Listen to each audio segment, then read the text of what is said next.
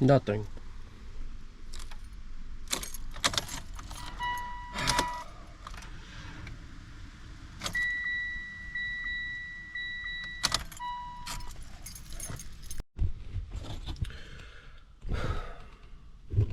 It's dead again.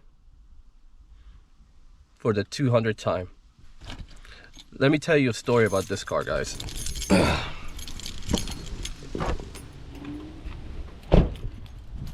So this is a 2019 Mitsubishi Outlander. And the only thing I like about this car is the color. That's it. So I bought this car from DriveTime. I bought it 2 years ago. So it's slightly new. It had about 25,000 miles when I bought it. Now it has over 102,000 miles on it. And let me tell you, this car has a lot of problems. And I don't know if it's just the 2019 Mitsubishi's Outlander Sports, or it's just this one that they sold me. And I have been doing a little digging, and I realized that a lot of people had the same problem. Matter of fact, I don't have to go that far. This is my neighbor's car. It's a Jeep Cherokee, and he bought it from DriveTime, and he has problems with it too. So I am starting to assume that DriveTime knows that their cars are a piece of crap, and they still continue to sell them to people. This especially is a piece of crap. So with him, he says that every time he backs up, his camera freezes and some other problems. With mine, there's a whole list of problems. A whole list of problems. Gotta get my jump starter. So, when I bought the car, I obviously bought it to do Uber and Lyft rideshare, because this is my first time I ever bought a car straight from a dealer. I usually buy them from an insurance auction, but this time that I decided to buy a car from the dealer, the worst purchase I ever made in my life. Now, here's the story of DriveTime and the crappy cars they sell people. And I'm not sure if Bridgecraft, that's what they use as their finance. I think they know about it and they don't care either. So let me put this, let me jump start this car real quick. Come on. Okay, ready to start.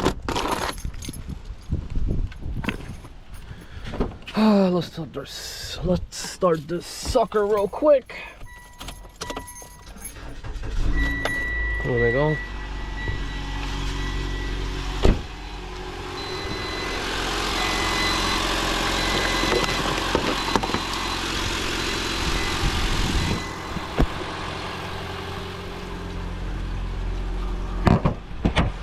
I love this S-Type.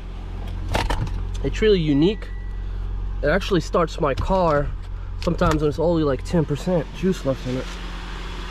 I guess because it's a small battery, and I guess I need to replace the battery. So here's the thing. The check engine light is on, of course. That check engine light been on since I bought this damn car. So let's put this down and let's talk about a story. It's story time, ladies and gentlemen. While we drive around, let's tell a story. So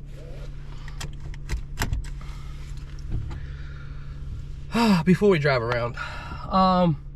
So I bought this car from DriveTime 2 years ago, and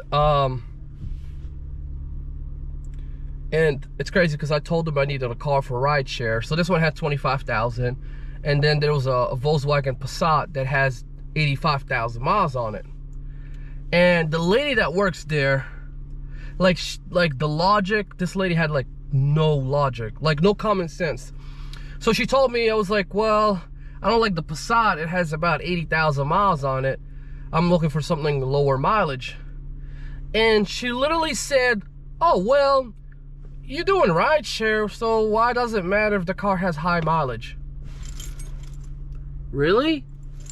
So you want me to buy a car that's already almost 100,000 miles and it might last me for like 2 years and that's it, instead of getting a car that's low mileage? Like, when she said that, I was like, oh boy, I don't know why they hire people like this to work at a freaking dealership. But so I found this car. I purchased it for $23,000 back then, and of course 25% interest, because it was during COVID and cars were going up high on prices and stuff. So anyway, so I purchased the car. You know, did the papers and everything. And this is why I know that DriveTime screws people up. So this car had been sitting there for a while. You know, they jump started it, whatever, got air in the tire, whatever. I get in the car, you know, after I signed the papers and everything, I get in the car, you know, take it out and road test, all that. Everything was okay. So I signed the papers. A week later, I was getting, this is where the problem starts. A week later, I was getting tire pressure sensor, need air in my tire. So I could put in air, and within 2-3 days, I get it again. And I'm like, all right, there must be a hole in the tire. So I go around, there's no hole in the tire. So I'm thinking, okay, well, why do I keep getting this air sensor light coming on? I realized it was the freaking, I realized it was actually the air sensor in the tire that was not working. So, you know, every time I put air, for some reason it will reset, and then within 2 days later it will just turn on. So that was one.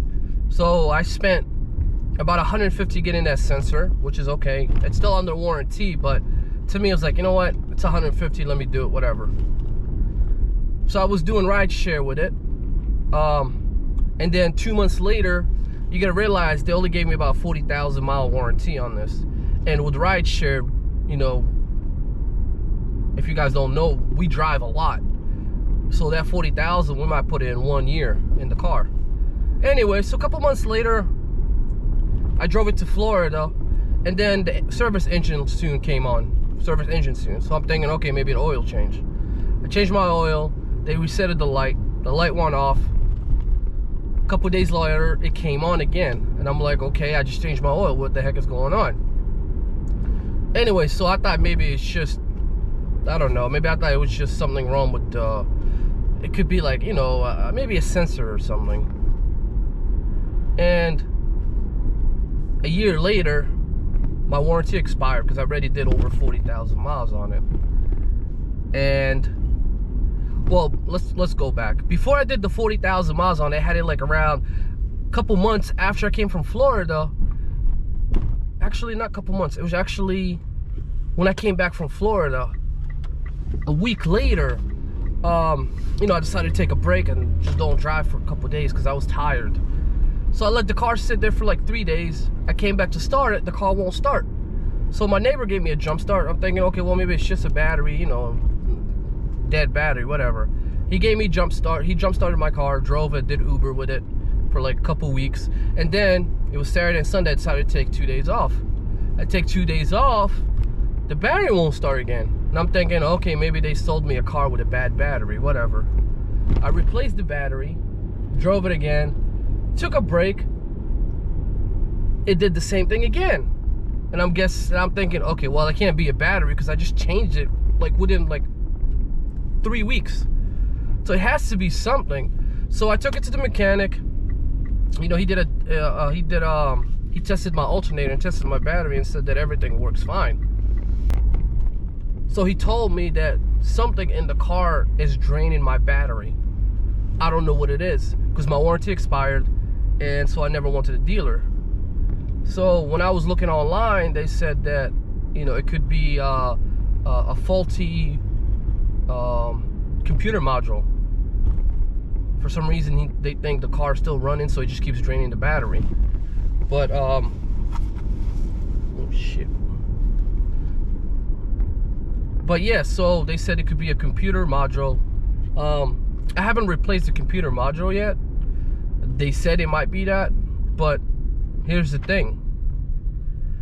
Since I bought this car, it's been problems and problems and problems. Like, when I bought the car, after a few months of driving it, the RPMs will keep going up and down, up and down, up and down, right? So I took it to the mechanic. He was like, well, I think you probably need a tune-up. But why would I need a tune-up? The car only had 40,000 miles on it, you know? So I changed the spark plugs, I changed everything, and then the car was fine. And then a couple weeks later, the RPMs, they're fine, but they go up and down when you turn the freaking air system on. So the guy was like, it could be the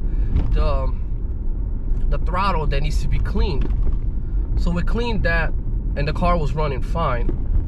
But when I park it, like when I drive and you know, stop, the car shakes. You know, it shakes. It has nothing to do with spark plugs or anything. It just shakes. So I was thinking maybe motor mounts. It's not the motor mounts. There's something that's making the car shake. And then if you go to like a certain hill and you park the car literally starts shaking so bad. The only way it'll stop shaking is if you put it in neutral. So I never had this experience in a car before. I'm like, what is going on here? So I'm really thinking that after reading reviews online and stuff, I really think that DriveTime is literally purposely knowing that cars are bad, and they still continue selling them to the customers because this car was sitting there. So they already had that problem. Every time they're trying to start this car, they have to jump start it. You know, so they know, hey, something is going on with here. Maybe it needs a battery or something. But they didn't care. They just continued selling their cars, knowing that the cars are messed up. And Bridgecast, the one that financed them, seems like they're okay with it because I'm sure they got a lot of complaints, but they continue doing business. Oh, you guys thought I was done? Oh, no. So, for some reason, my headlights, every couple weeks, I gotta replace a headlight. Sometimes this goes out, sometimes this goes out. And another thing, when they were making this car, it seems like they forgot about the brakes, because I keep getting gold standard brakes, and every couple months I gotta replace them. And within a couple weeks they start grinding. So I thought maybe the caliper, nothing wrong with the caliper, nothing wrong with the rotors. It's just the way this car is designed. It just eats through brakes. So that's that. You know, I have spent so much on brakes, it's insane. And then here's the fun part. Right here, the screen of this damn car doesn't work anymore. It's off. I thought it was a blown fuse. I got the fuse replaced, and it's not the fuse. There's something going on with the wiring, because every time I turn it on, it tells me that once I stop, turn the car off, I'm gonna show you exactly what it tells me. So now I gotta jump start the car every single damn day. I think I have to replace the battery now, because over the time, you know, the periods of the battery being drained over and over and over, it's just literally killing the battery now. So this would be my third battery to replace within 2 years. It's like, whatever you do, don't buy a car from DriveTime, because they will get the worst cars and make them look all pretty when you get them, and then sell them to you, and then they'll let you figure out yourself. You know, and I'm just telling you, if you want to get a car, go to actually a dealer. Don't go to freaking Time Drive or DriveTime or whatever boo crap they got out there. Actually go to a real dealership. You know, I think you'd be better off with a real dealership than deal with DriveTime. Now, the screen right here doesn't work, as I said earlier. So this is what it says. Let's turn the car off. Hopefully it will power on just so I can see the screen. If not, then I gotta jump start it again. Hopefully power on. Let's see. Oh, here we go. See, it's on, right? But none of this stuff work. And then look what it will say. Wait for it. Come on.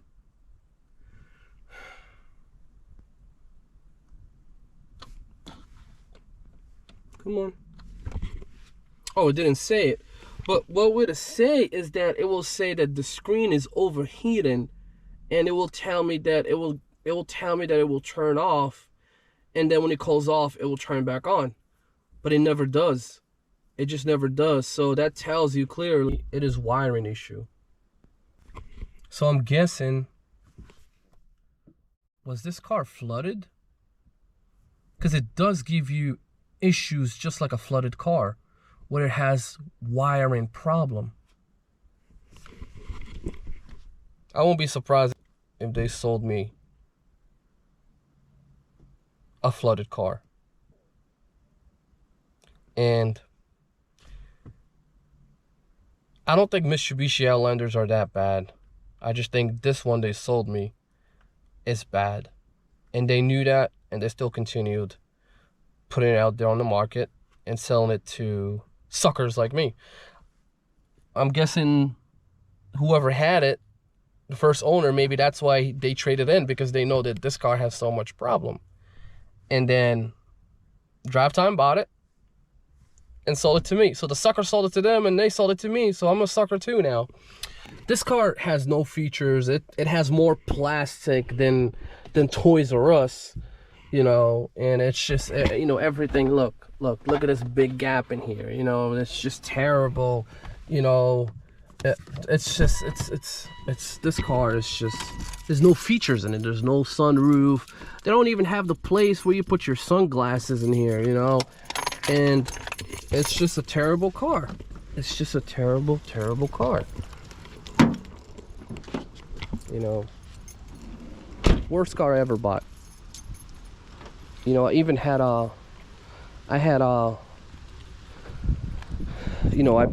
2000, well, I had so many other cars from the insurance auction, and don't mind here, this is my kayak stuff, but yeah, this is one of the worst purchases I ever made. I mean, the only thing I like about this is really just the color. It's that nice bright red. Other than that, it's not worth it. And I still own like $16,000 on this damn thing. So yeah, so this is a 2019. I don't know if the models got better, but this is a 2019, and it is one of the worst cars I ever bought. I definitely don't recommend you buying this cars. Like I said, I don't know if it's just DriveTime that sold me this bad car, or it's just the year of this. I'm thinking it's just DriveTime, because I do have some people that own the same car and they don't have these problems I'm going through. So it's just the company that end up selling me this car. And I really think that this car has probably been flooded, because that's what a flood car does. It just gives you so many problems with the electric. You know, stuff goes out, stuff doesn't work, stuff works today, tomorrow they don't work. and that's what this car is giving me. And this is my third battery, that I gotta replace now, and it is insane. It is insane. And if you go far enough, I don't know if you can see it, guys.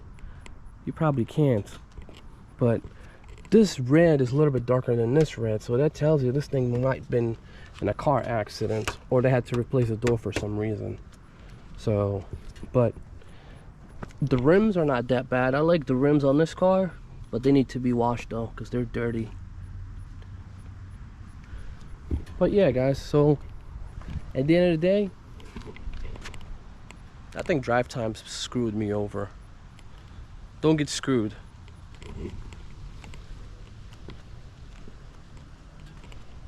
But other than that, I mean, this car has a lot of plastic. Now,